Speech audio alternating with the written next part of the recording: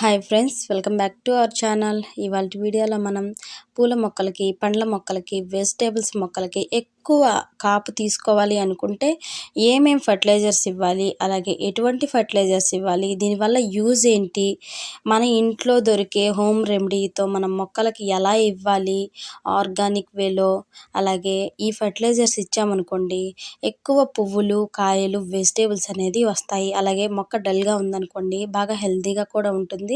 మనం 15 రోజులకు ఒక్కసారి మనం కుండీలలో వేసుకున్న మొక్కలకు కానివ్వండి, లేదంటే కింద వేసుకున్న మొక్కలకు కానివ్వండి, ఇలా 15 రోజులకు ఒకసారి మంచిగా మనం మొక్కలకి ఇచ్చామంటే ఎటువంటి పెస్టిసైడ్ అయినా సరే అస్సలు ఉండదన్నమాట. అలాగే మనకి మొక్కలకి మిల్లీ బగ్స్ కానివ్వండి, నల్ల పేనుబంక, అలాగే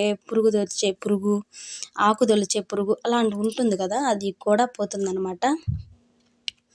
మనం ప్రతి పూల మొక్కలకి ఇవ్వచ్చు, అలాగే వంగ మొక్కలకి ఇవ్వచ్చు, పచ్చిమిర్చి మొక్కలకి ఏటికైనా ఇవ్వచ్చు. ఇది ఫర్టిలైజర్గా కూడా ఇవ్వచ్చు అనమాట. ఇది ఏంటో కాదండి, మన ఇంట్లో మనం కట్టెల బూడిద ఉంటుంది కదా, మనం పొయ్యి మంట వేస్తుంటే ఆ బూడిద తీసుకొని మనం ఫెర్టిలైజర్గా, ఫంగిసైడ్గా ఇలా చాలా రకాలుగా యూజ్ అవుతుందన్నమాట. ఇది దీంట్లో నైట్రోజన్, ఫాస్ఫరస్, జింక్, ఐరన్ ఇలా అన్నీ కూడా మనకి మొక్కకు అనేది ఇందులో అందుతాయి అన్నమాట. చూసారు కదా, వంగ మొక్కలకి మనకి ఎక్కువ పెస్ట్ అనేది పడుతూ ఉంటుంది. దీని ద్వారా మనం ఈ మొక్కలకి ఇచ్చామనుకోండి ఈ ఫంగిసైడ్గా మొత్తం బాగా పనిచేస్తుంది అనమాట. ఎటువంటి పురుగు అనేది మొక్కకైతే ఉండదు. ఇలా 15 రోజులకు ఒకసారి మనం ఇస్తూ ఉండాలి. అలాగే మనం పూల మొక్కలకు కూడానండి, పూల మొక్కలు అనుకోండి మందార మొక్కలకు ఉన్నా సరే మనం లైట్గా వాటర్లో స్ప్రే చేసి మనం పూల మొక్కలకి ఎక్కడైతే మిల్లీ బగ్స్ ఉంటాయో అక్కడ ఫుల్గా స్ప్రే చేసామనుకోండి అసలు మిల్లీ బగ్స్, పేనుబంక అంతా కూడా పోతుంది. అలాగే ఇదిగోండి ఇలా సాయిల్ అంతా కూడా కుండీలలో వేసుకునే వాళ్ళు కానివ్వండి, కింద వేసుకునే వాళ్ళు కానివ్వండి, సాయిల్ అంతా కూడా ఇలా లూజ్ చేసుకొని తర్వాత మొక్కకి 1-2 స్పూన్లు అనేది మనం మొక్కకి ఇవ్వచ్చండి. ఇలా ఇవ్వటం వల్ల మొక్క చాలా హెల్తీగా ఉంటుంది, కాయలు కూడా బాగా కాస్తాయి. మనం లిక్విడ్ రూపంలో కూడా ప్రతి మొక్కలకి ఇలా ఇచ్చామనుకోండి ఎక్కువ పువ్వులు అనేటివి కూడా మనకు పోస్తాయి. మన గార్డెన్లో ప్రతిదీ యూజ్ అవుతుందన్నమాట. నేనైతే ఇక్కడ వంగ మొక్కలన్నింటికి కూడా మొదట్లో ఇస్తున్నాను, అలాగే మొక్క అంతా కూడా చల్లుతున్నానండి.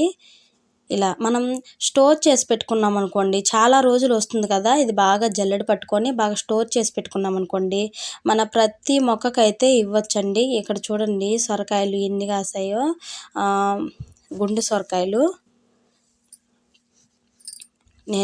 మన చిక్కుడు మొక్కలకు ఉంటాయి, బాగా పేనుబంక ఉంటుంది, నల్లగా ఆకులు కూడా బ్లాక్గా అయిపోతాయి. వాటికి కూడా మనం వాటర్ రూపంలో కానీ ఇచ్చామనుకోండి ఇంకా బాగా పనిచేస్తుంది అనమాట. ఇలా మొక్కలన్నింటికి కూడా లిక్విడ్ రూపంలో ఇవ్వండి, అలాగే పౌడర్ రూపంలో కూడా ఇవ్వండి, చాలా బాగా యూజ్ అవుతుంది.